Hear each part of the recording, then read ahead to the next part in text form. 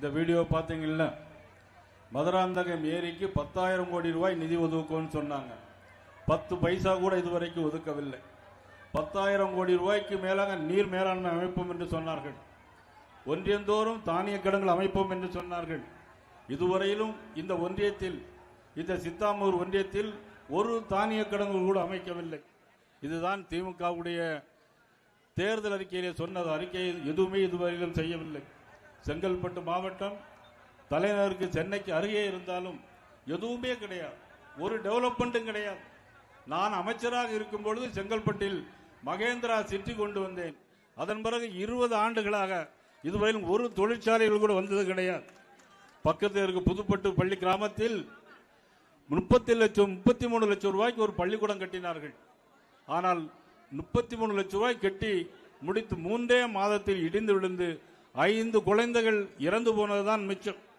அதே மாதிரி சிறுதாவூர் உயர்நிலைப் பள்ளியிலும் இதுபோன்று பள்ளி கட்டிடம் இல்லாமல் உடைந்து விழுந்து அங்கே குழந்தைகள் படுகாயமுற்றதும் இதே செங்கல்பட்டு கிராமத்தில் தான் இருக்கிறது என்பதை நான் இந்த நேரத்தில் தெரிவித்துக் கொள்கிறேன். கோடி கோடியாக பணங்களை செலவழிக்கிறார்கள். பள்ளி கட்டிடம் இல்லை, பள்ளி கூடத்தில் கழிவறைகள் இல்லை. ஆனால் பொற்கால ஆட்சி என்று சொல்லிக் கொண்டிருக்கிறார்கள். அந்த அளவுக்கு ஒரு மோசமான ஆட்சி தான் இந்த கடந்த 5 ஆண்டு காலமும் ஓடிக்கொண்டே இருக்கிறது. அது மட்டுமல்ல, எல்லா இடங்களிலும் போதைப் பொருட்கள், கஞ்சா, பள்ளிக்கூடங்கள் பக்கத்திலே கஞ்சா விற்கிறார்கள். புதிதாக அதிநவீனமான போதைப் பொருட்கள், மெத்தப்பட்டினா என்னது, மெத்தப்பட்டி மெத்துன்னு சொல்றாங்க. அதிநவீன போதைப் பொருட்கள்லாம் விற்கிறாங்க. அதிநவீன போதைப் பொருட்கள் எங்க இருக்கிறாங்க?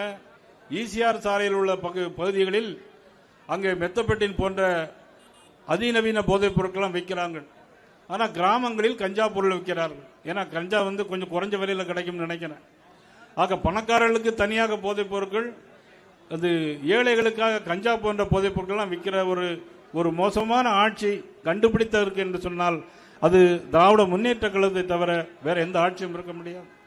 பாலியல் வன்கொடுமைகள், 10 வயது குழந்தையிலிருந்து நீங்கள் 70 வயது பெண்கள் வரையிலும் இரவு நேரங்களில் இப்படி தனியாக போக முடியவில்லை. எல்லோரும் கஞ்சா போதைப் பொருட்களை போட்டுக்கொண்டு பாலியல் வன்கொடுமைகள் நடந்து கொண்டே இருக்கிறது. எல்லோரும், நம்ம வீட்டு பெண்களாக இருந்தாலும் நம்ம ஸ்கூலுக்கு அனுப்பிட்டு வர்ற வரைக்கும் எல்லோரும் ஈரக்கொலையை கையில பிடித்துவிட்டு இருக்க வேண்டிய ஒரு சூழ்நிலை ஏற்படுகிறது. அந்த அளவுக்கு இன்னைக்கு பெண்களுக்கு பாதுகாப்பு இல்லாத ஒரு அரசாக இந்த அரசு இன்றைக்கு செயல்பட்டு கொண்டிருக்கிறது. இது மட்டுமல்ல, தமிழ்நாட்டிலே தான் அதிகப்படியான விபத்து நடைபெறுகிறது. தமிழ்நாட்டிலே தான் அதிகப்படியான தற்கொலைகளும் நடைபெறுகிறது. இன்றைக்கு தமிழ்நாட்டிலே எந்த விதமான பாதுகாப்பும் இல்லாத ஒரு அரசு இன்றைக்கு திராவிட முன்னேற்ற கழக அரசு என்று சொன்னால் அது மிகையாகாது. இந்த அரசு வெகு விரைவிலே நாம் அகற்றியாக வேண்டும்.